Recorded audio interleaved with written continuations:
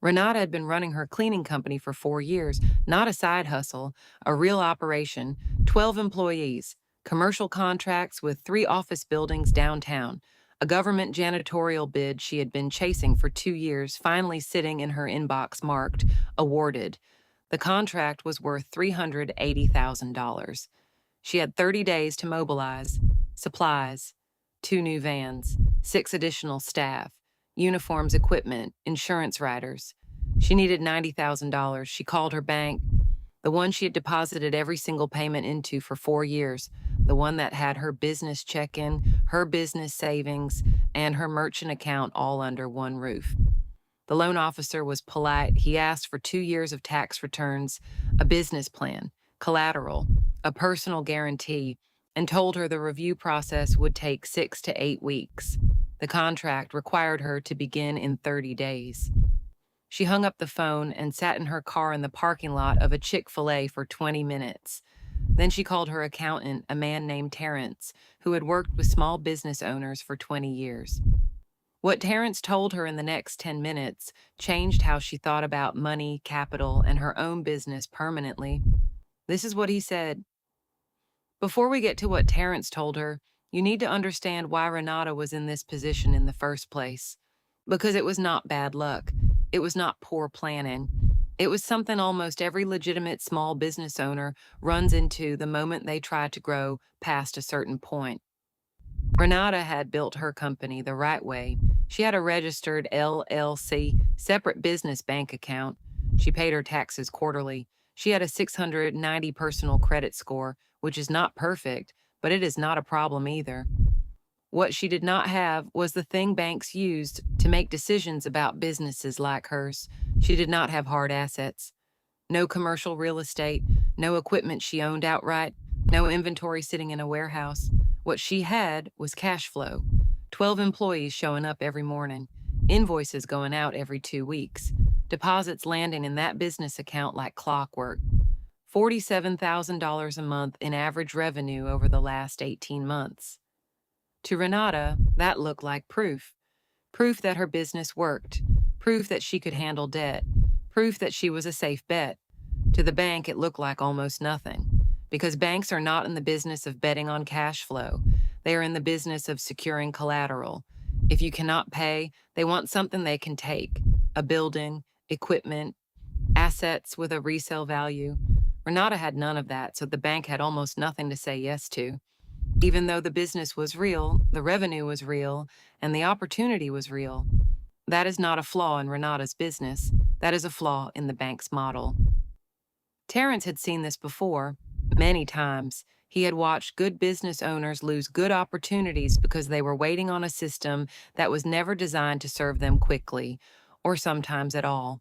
He asked Renata one question before he said anything else. What does your average monthly deposit look like over the last 6 months? She told him, around $47,000 a month, sometimes higher. He said, then you are not unfundable. You are just going to the wrong table. He explained it like this. There are 2 completely different lending worlds. Most small business owners only know about one of them. The first world is the one Renata had just called, the bank world, where decisions are made based on credit scores, collateral, tax returns, time in business, and a review process designed for a different era, where yes takes months and no arrives in 6 weeks with a form letter. The second world runs on a completely different logic. It does not ask what you own. It asks what you earn. It does not look at your credit history as the primary lens. It looks at your bank statements, your daily deposits, your revenue consistency. It is called revenue-based financing, and the bank will never mention it, not because it is secret, but because it is competition. Renata listened. Then she pushed back, because she was smart, and smart people ask the hard questions before they sign anything. Is this one of those predatory lenders, the ones with 400% APR? Terrence understood why she asked. The alternative lending space has bad actors. That is real. But conflating all non-bank lending with predatory lending is like refusing to eat at any restaurant because some restaurants have bad hygiene. He told her, You are going to see something called a factor rate instead of an interest rate, and your first instinct is going to be to panic. Do not panic until we do the math together. What is a factor rate?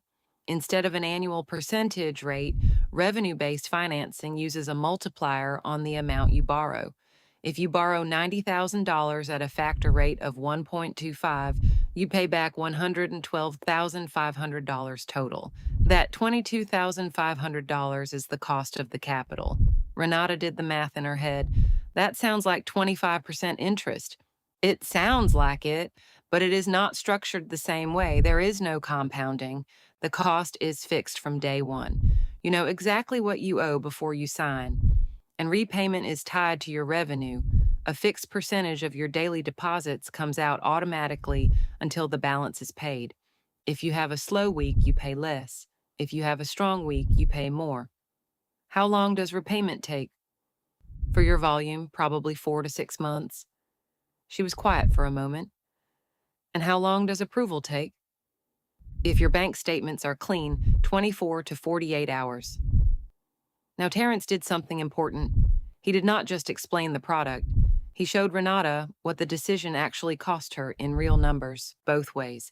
He called it the only math that matters when evaluating capital. Not what does the money cost, but what does the money return. The bank process takes 6 to 8 weeks minimum.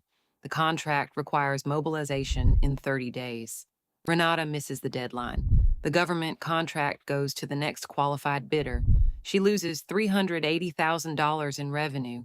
Cost of waiting, $380,000. Cost of the bank loan, if approved, probably 7 to 9% annually on $90,000.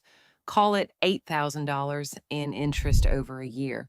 So the cheap option, the bank, costs her $380,000 in lost revenue to save $8,000 in interest. That is not conservative. That is catastrophic. Now the other side. She borrows $90,000 at a factor rate of 1.25. Total repayment, $112,500. Cost of capital, $22,500. She mobilizes within 2 weeks, starts the contract on time. The contract pays $380,000. Her operating costs, including the 2 new vans, staff, supplies, and the repayment on the working capital advance, total approximately $290,000. Net profit on the contract, roughly $90,000. Cost of the capital that made it possible, $22,500. Return on that $22,500, 4 times. In 5 months, Terrence looked at her over the phone. Tell me a stock that returns 400% in 5 months. She laughed, because there was nothing else to say. The question, Terrence said, is never what does the money cost. The question is always what does it return. When the return is 4 times the cost is irrelevant. It is not an expense, it is an investment. Now let's make sure you understand the mechanics before we go any further. Revenue-based financing is a funding structure where a lender provides you a lump sum of capital up front in exchange for a percentage of your future revenue until the total repayment amount is collected. Approval is based primarily on your revenue and cash flow, not your credit score, not your collateral, not your tax returns. Repayment is flexible and tied to your actual income. Most lenders collect a daily or weekly percentage of your deposits, called the holdback rate, typically between 10 and 20%. The cost is expressed as a factor rate, not an APR. A factor rate of 1.20 means you repay $1.20 for every $1 you borrow. There's no compounding. The cost is fixed. Funding is fast. 24 to 72 hours is standard for businesses with clean bank statements and consistent revenue. And there is typically no collateral required, no hard asset pledge. Your revenue is the collateral. Most lenders look for 3 to 6 months in business, a minimum of $10,000 to $15,000 in monthly revenue, and a business bank account with consistent deposit activity. No 2 years of tax returns, no commercial real estate, no equipment appraisal, no 8-week review process. If your business has cash flow, you have collateral. You just did not know that was what they were looking at. This is the part Terrence said most clearly. Banks are not your financial advisors, they are businesses. And like every business, they serve their own interests first. Revenue-based financing and working capital products compete directly with bank loan products. Every dollar a business owner funds through an alternative lender is a dollar that did not go through the bank's loan portfolio. So the bank does not mention it, not out of malice, out of business logic. The same way a Ford dealership does not walk you to the Toyota lot next door, even if the Toyota is a better fit for what you need. Your bank is not your partner in growth. Your bank is a vendor, one of many. Once Renata understood that, everything shifted. Renata applied through an alternative lender that evening. She uploaded 3 months of bank statements, filled out a 1-page application, answered 2 questions on a brief phone call the next morning. By Wednesday afternoon, she had an offer, $90,000, factor rate of 1.22, total repayment of $109,800, holdback rate of 12% of daily deposits, estimated repayment term of 5 months based on her revenue volume. She signed. The funds arrived Thursday morning. She called the contracting office that afternoon to confirm her mobilization timeline. She started the government contract on day 28. Over the next 5 months, she paid back the advance through the daily holdback. On her strongest weeks, she barely noticed it. On 2 slower weeks in month 3, she appreciated that the payment adjusted down automatically instead of hitting like a fixed obligation would have. The contract completed. The government agency renewed for a second year at a higher contract value, and Terrence got a very nice holiday gift that December, because the call he took in a Chick-fil-A parking lot had not just saved a contract. It had shown Renata that capital was a tool, not a reward for businesses that already had everything, not something you waited years to deserve, a tool, available now, based on what her business was already doing. She had been generating the collateral every single month. She just had not known anyone was willing to look at it that way. Now she did. Here is what I want you to take from Renata's story. The bank did not fail her because it was broken. It failed her because it was doing exactly what it was designed to do: protect itself with collateral, move slowly, and serve businesses that already look a certain way on paper.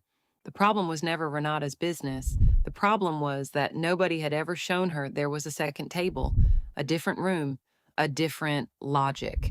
Revenue-based financing is not a last resort. It is not what you turn to when everything else fails. For the right business at the right moment, with the right opportunity in front of them, it is the fastest, most rational use of capital available. The math does not lie.